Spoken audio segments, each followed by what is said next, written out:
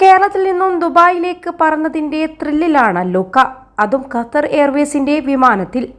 ആറ്റിങ്ങൽ സ്വദേശികളായ രാജേഷ് കവിത ദമ്പതിമാരുടെ ഓമന നായക്കുട്ടിയാണ് ലൂക്ക.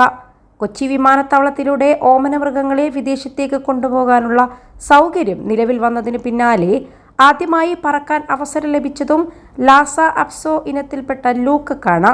കേന്ദ്ര മൃഗസംരക്ഷണ വകുപ്പിൽ നിന്ന് സിയാലിന് പെറ്റ് എക്സ്പോർട്ട് അനുമതി ലഭിച്ചതോടെ ഈ സൗകര്യമുള്ള കേരളത്തിലെ ഏക വിമാനത്താവളമായി സിയാൽ മാറി.